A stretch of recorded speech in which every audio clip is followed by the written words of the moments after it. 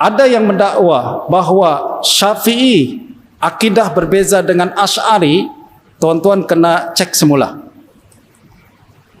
Tuan-tuan kena cek semula sama ada dakwaan tu tepat, selari dengan fakta ataukah tidak. Ya tak?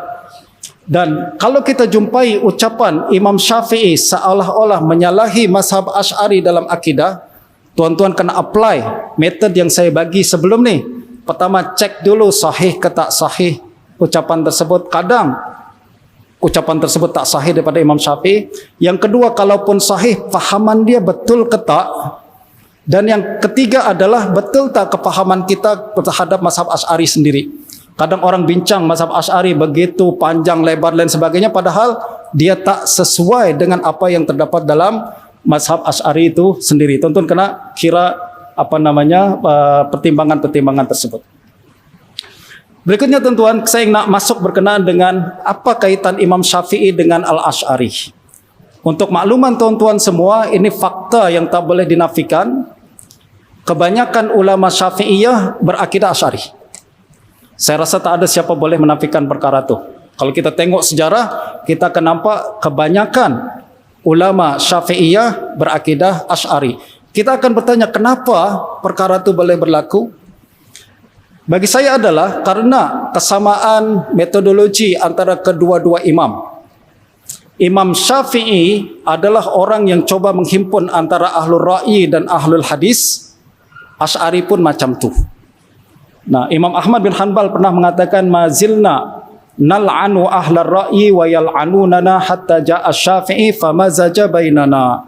Dulu ahlul ra'yi dengan ahlul hadis selalu gaduh, sampailah datang Syafi'i, dia combine antara dua-dua pendekatan tersebut. Ini disebutkan oleh Imam Qadhi Iyad dalam Tartibul Madarik wa Taqribul Masalik. Beliau mengatakan himpun kedua-duanya maksudnya apa? Dia katakan himpun maksudnya adalah Imam Syafi'i tetapkan ra'yi ini tak semua kena buang, ada juga ra'yi yang diperlukan. Justru kita kena combine antara ra'yi dengan hadis. Ini adalah mazhab Imam Asy-Syafi'i. Dan kalau tuan-tuan tengok juga, perkara ini diakui oleh pengkaji barat juga. Kadang kita kalau nak bawa pandangan orang Islam saja tak cukup, okey, orang barat pun cakap macam tu. Tuan-tuan, saya galakkan membaca buku ditulis oleh Christopher Melchett bertajuk The Formation of the Sunni Schools of Law. Buku yang sangat bagus. Buku ini sebenarnya adalah tarikh tasyri' Islami, tapi ditulis dalam bahasa English dan diolah dalam perbahasan yang sangat cantik. Beliau bincang bagaimana perkembangan sesuatu mazhab, 4 mazhab ni tuan-tuan. Ya, kena rujuk buku ni. Dan beliau pun mengatakan bahawa pengkaji barat mengakui Imam Syafi'i adalah somewhere between the rationalists and the pure traditionalists. Dia katakan Imam Syafi'i bukan ahlul hadis secara pure dan juga bukan rationalis secara pure. Dia ada di tengah-tengah. Dia menghimpun antara dua aliran tersebut. Nah, justru dari sini kemudian ramai para ulama yang mempunyai pendekatan yang kita sebut sebagai semi-rationalism.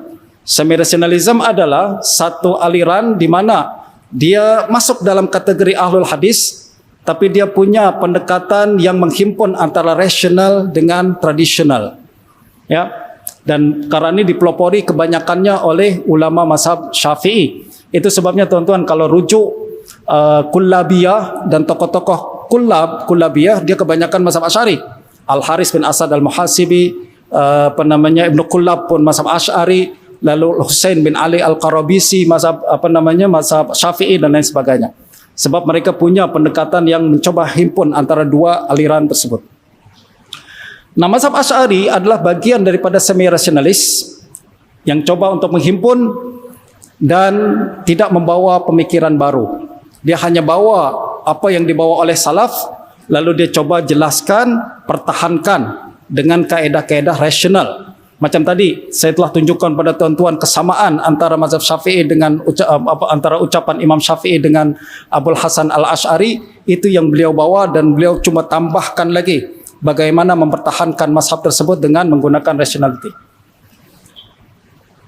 Nah, kesamaan metodologi ini yang kemudian menjadi sebab kenapa mazhab Asy'ari diterima oleh kalangan ulama Syafi'i.